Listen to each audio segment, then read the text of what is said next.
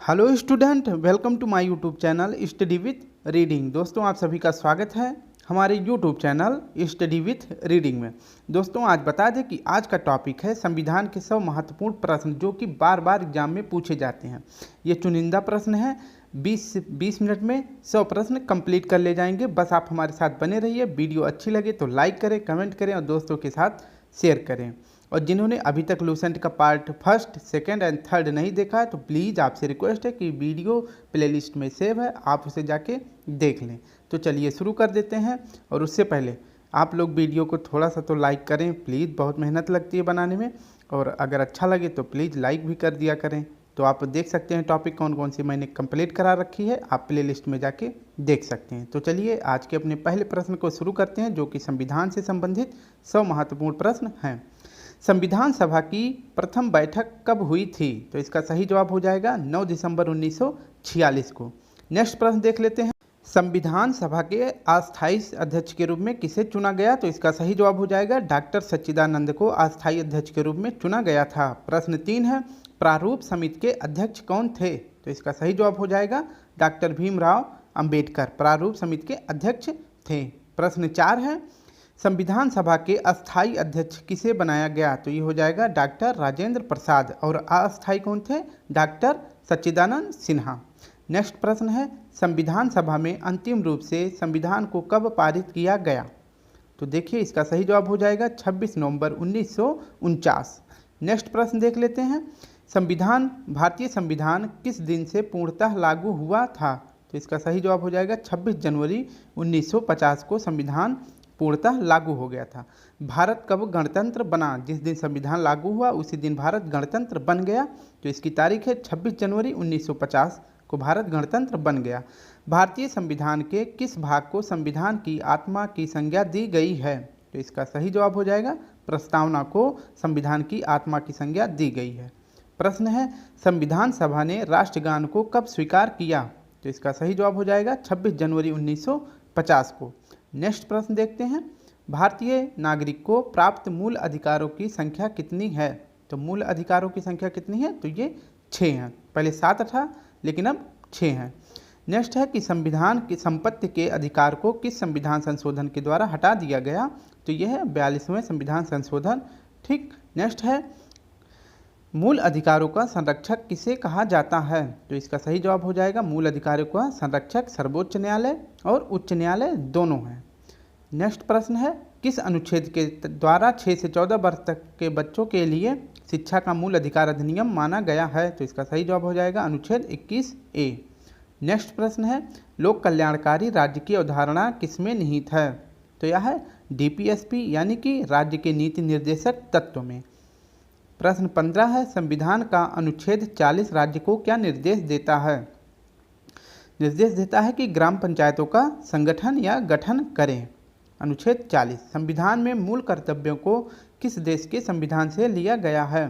तो मूल कर्तव्य किस देश से लिए गए हैं? तो रूस से लिया गया है यानी USSR से।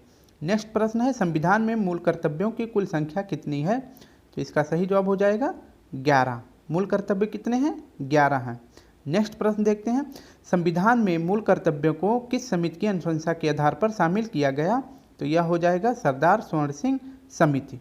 नेक्स्ट प्रश्न देखते हैं स्टूडेंट, भारतीय संघ की शक्ति किसमें निहित है? भारतीय संघ की शक्ति राष्ट्रपति में निहित है। ठीक, इसको याद रखना। आगे बढ़ते हैं। फिर हो जाएगा राष्ट्रपति के निर्वाचन में शामिल है। तो राष्ट्रपति के निर्वाचन में संसद के दोनों सदनों के निर्वाचित सदस्य और राज्य के विधानसभाओं के निर्वाचित सदस्य शामिल हैं।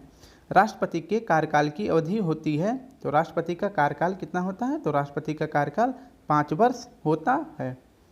आगे बढ़ते हैं, राष्ट्रपति पद के चुनाव के लिए कौन सी विधि अपनाई जाती है?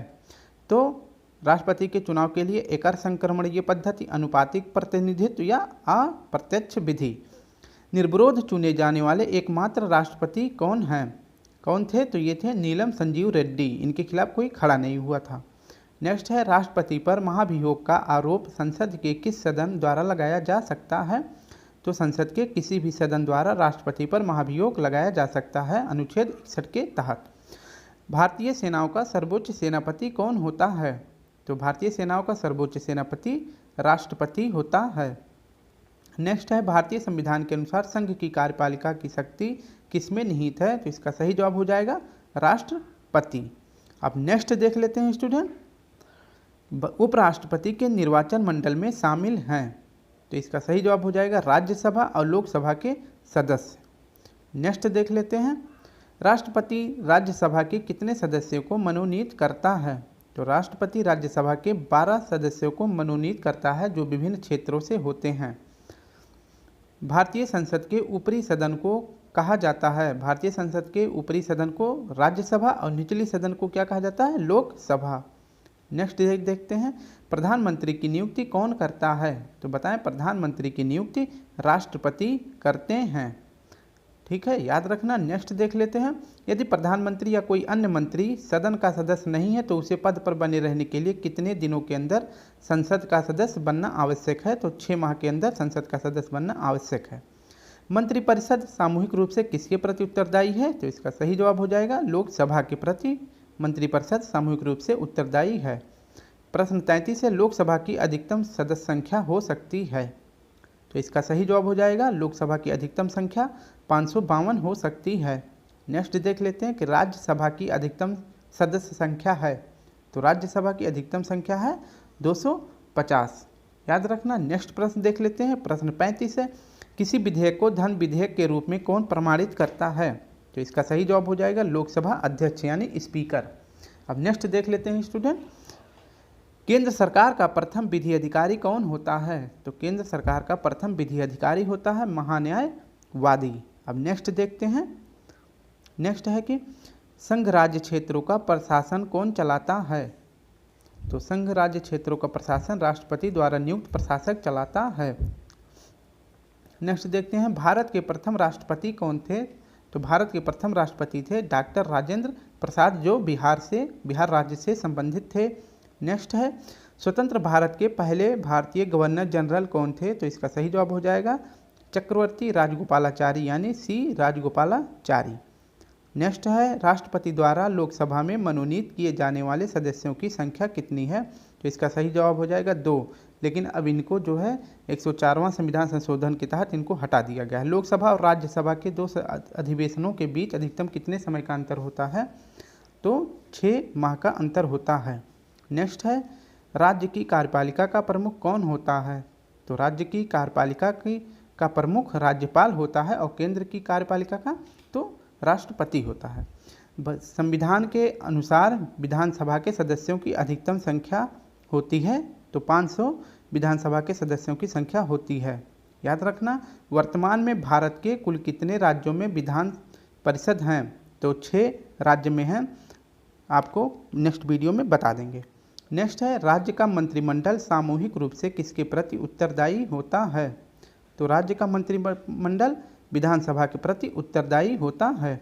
नेक्स्ट है, विधानसभा का वर्ष में कम से कम कितने अधिवेशन होने अनिवार्य हैं, तो 2 अधिवेशन होना विधानसभा का अनिवार्य है साल भर में। नेक्स्ट है, किस राज्य में विधानसभा सदस्यों की संख्या सर्वाधिक है, तो सबसे अधिक विधानसभा की सदस्यों की संख्या उत्तर प्रदेश में है।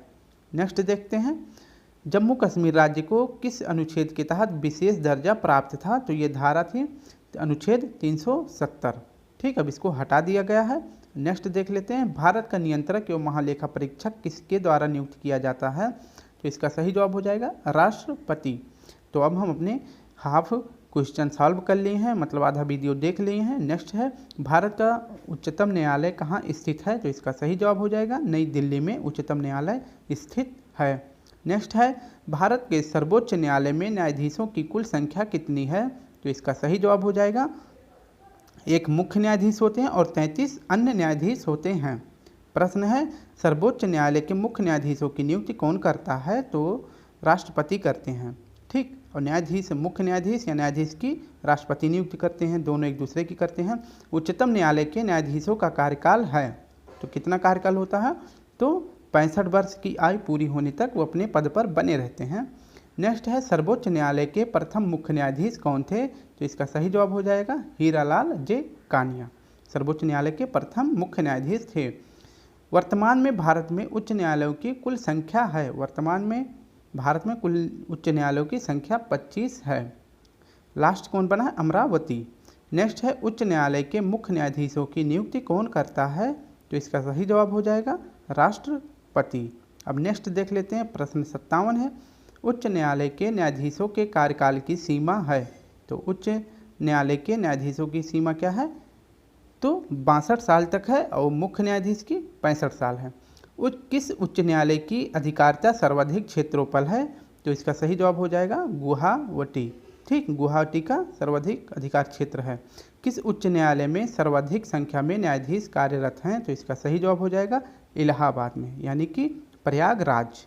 नेक्स्ट है 60 प्रश्न, संविधान के किस अनुच्छेद के द्वारा राष्ट्रपति को सर्वोच्च न्यायालय से परामर्श मांगने का अधिकार प्राप्त है? तो इसका सही जवाब हो जाएगा 143 के तहत राष्ट्रपति उच्च न्यायालय से प्राप्त कर सकता है। किस केंद्र शासित प्रदेश का अपना उच्च न्यायालय है? तो इसका सही जवाब हो जाएगा दिल्ली का। इसकी स्थापना कब हुई थी? 31 अक्टूबर 1966।